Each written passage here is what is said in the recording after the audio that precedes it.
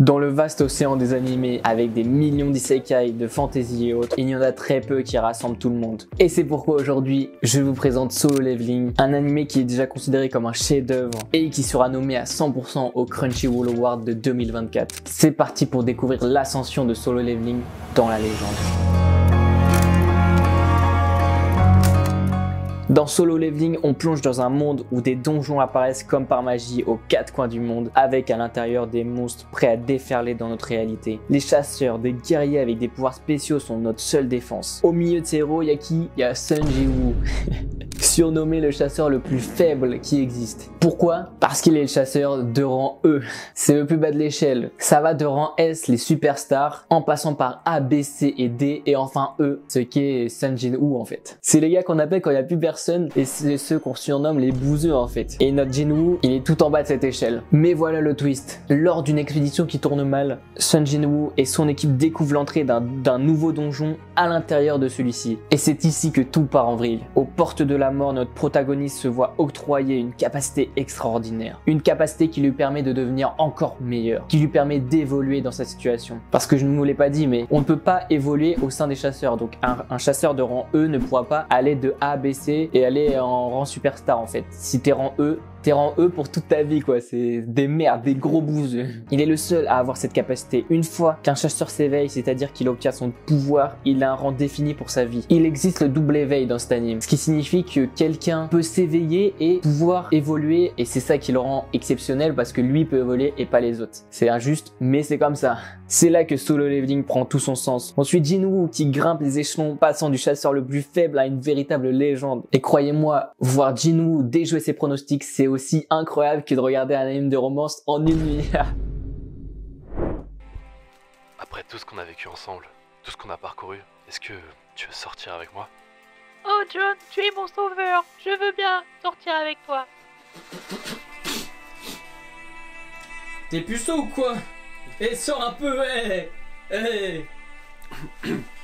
Bon, après tout ça, parlons quand même des personnages de cet anime parce que c'est ce qui va donner envie de vous faire regarder cet anime ou même potentiellement aller lire le manhwa et le light novel. Au tout début, Sun Jin-woo, c'est un loup solitaire. Il est tout seul, genre le mec à la cantine qui mange dans son coin.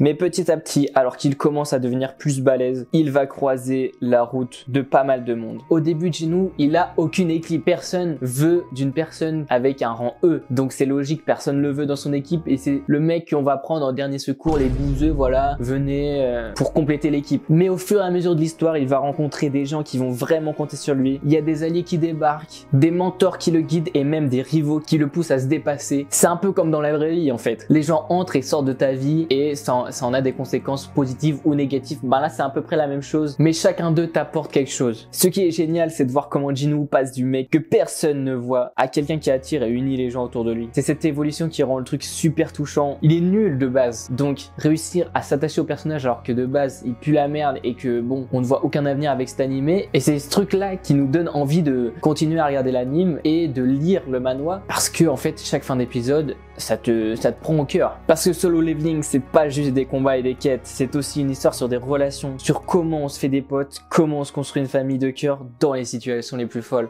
Parce que oui, il va rencontrer des gens où ils vont s'unir, etc. Mais ça va pas se passer comme prévu. Vous le verrez si vous regardez l'animé. J'ai pas envie de vous spoiler évidemment, donc c'est pour ça que je vous dis pas plus de détails. Maintenant, parlons un peu de l'animation de Solo Leveling, parce que des graphismes, de l'animation et de toute la direction artistique. Apprécions l'animation pour ce qu'elle est, un travail acharné d'une équipe qui se tue à la tâche. Solo Leveling reste un animé solide, soutenu par une histoire et des personnages qui, eux, sont extraordinaires. Après, c'est pas si étonnant quand on voit la taille du studio A1 Pictures, un studio d'animation extrêmement grand. Je pense que je serai pas le seul à vous dire que les gens qui ont lu le manhwa en comparant l'animé, ils vont préférer le manhwa parce que même les dessins sont époustouflants, c'est un autre univers et c'est exceptionnel. Et maintenant, arrêtons-nous un instant sur la bande son. Les gars, franchement, qu'est-ce qu'un bon animé sans musique qui nous donne des frissons? Solo Leveling nous balance des OST qui sont incroyables. Prenez le combat contre les gars qui essaient de le tuer, par exemple au tout début, je vous spoil pas, mais au tout début, le combat avec les 6 personnes qui veulent le tuer, notre Jin-woo face à ces monstres, et là, la musique qui commence, et je pense que je suis pas le seul à avoir eu des frissons à ce moment de l'animé quand cette musique a débarqué.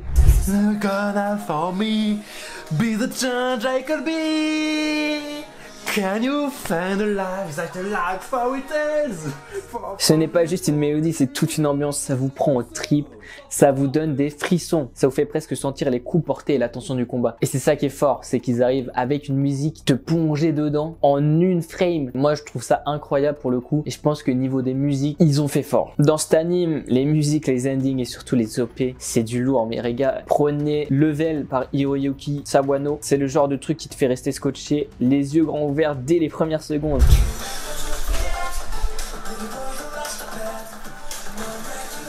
Et franchement, c'est très rare qu'un opening nous fasse rester tout le temps à chaque épisode, qu'on veuille voir l'opening. Ça, c'est un truc que peu d'animés arrivent à faire et je trouve ça incroyable pour le coup avec Solo Leveling. Ça te capte direct. Pour dire les choses simplement, c'est exceptionnel. L'ambiance sonore, un sans faute, un vrai 10 sur 10. On parle pas juste de musique qui accompagne l'action, on parle de musique qui te transporte, qui te font vibrer à chaque scène, qui grave chaque moment dans ta mémoire. Prenez un animé, mettez-le sans son, qu'est-ce que vous allez faire? Vous regardez un film muet?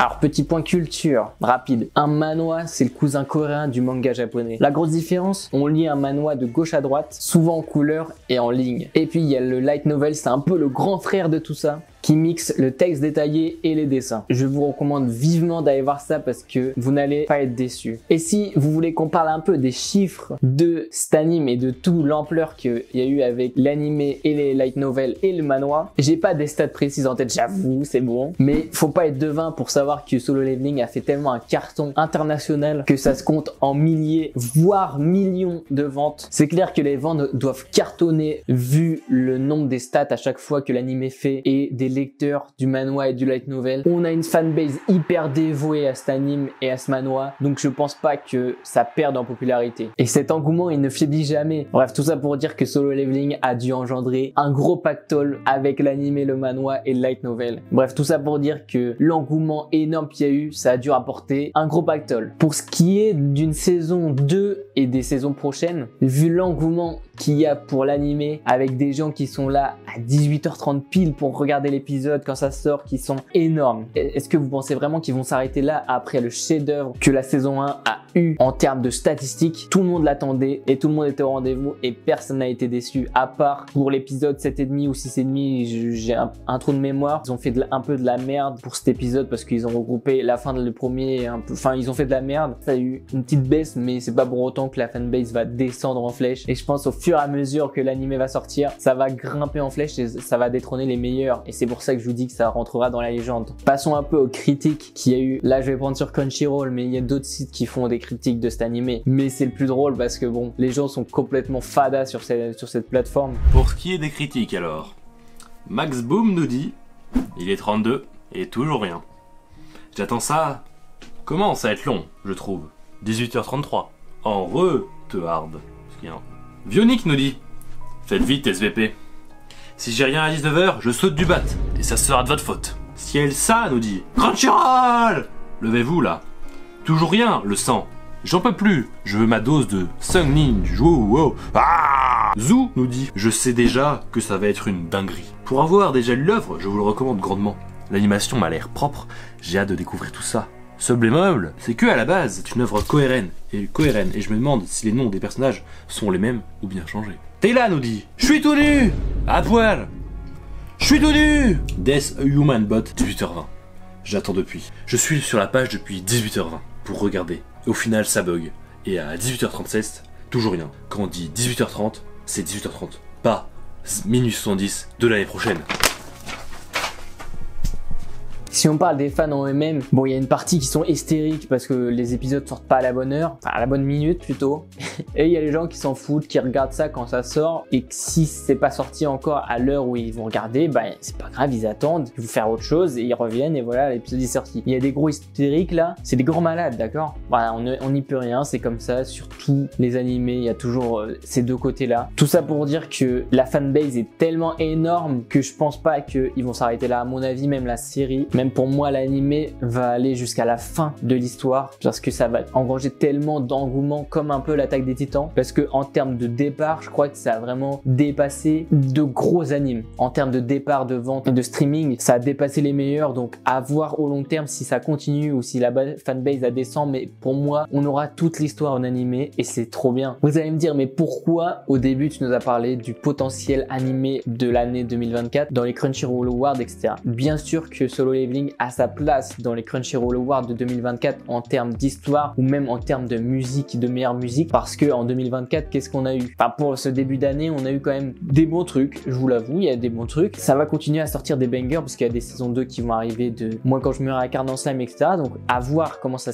va se faire. Dès le départ, le buzz autour du light novel et du manhwa, elle était tellement immense que les gens attendaient avec impatience l'animé qui sort. Carrément, ils avaient une énorme fanbase qui sont dès le départ. Donc je trouve ça exceptionnel que la fanbase soit restée autant fidèle à cet animé au vu des stats de l'animé. Et quand le premier épisode de Solo Leveling est sorti, c'était l'hystérie totale. T'ouvrais TikTok, tu voyais que des edits de Sun Jin-woo et genre tout le monde disait ouais les gars, vous êtes pas prêts à ce qui va arriver dans l'épisode 2, vous êtes pas prêts. Et les gens ils disaient mais qu'est-ce qui se passe, c'est fou. Et il y avait une communauté énorme sur cet anime qui a fait que ça rentrera dans la légende. Avec tout l'amour que les spectateurs ont pour Solo Leveling, je vois mal ne pas être dans les Crunchyroll Awards de 2024. Parce qu'à mon avis, pour moi, même si la série s'arrête je sais pas quand est-ce qu'elle s'arrête en termes de temps, j'en suis sûr que ça ne sera pas un animé qui sera oublié. Les gens ne vont pas s'arrêter, ils vont continuer de faire des edits, ils vont continuer d'être à fond pour donner de la force aux créateurs, etc. Donc pour moi, bien sûr qu'il a sa place au Crunchyroll Award de 2024. Et c'est pour ça que pour moi, dans quelques années, Solo Leveling rentrera dans la légende.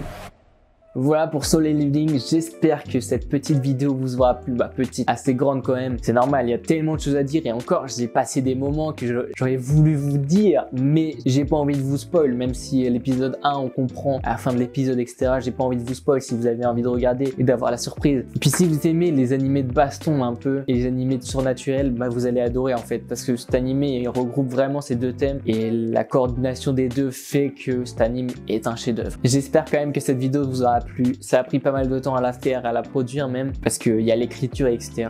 C'est pas le plus simple à faire. J'ai essayé de faire mieux que la vidéo Grimgar, comme c'est ma deuxième vidéo sur ce sujet. J'espère que cette formulation et cette vidéo vous aura plu. N'hésitez pas à liker évidemment, parce que ça nous soutient avec Babou, ça nous donne de la force, à venir sur Twitch, parce qu'on commence à faire beaucoup de live sur Twitch, et à vous abonner à la chaîne YouTube. C'était Tisba, c'est ciao.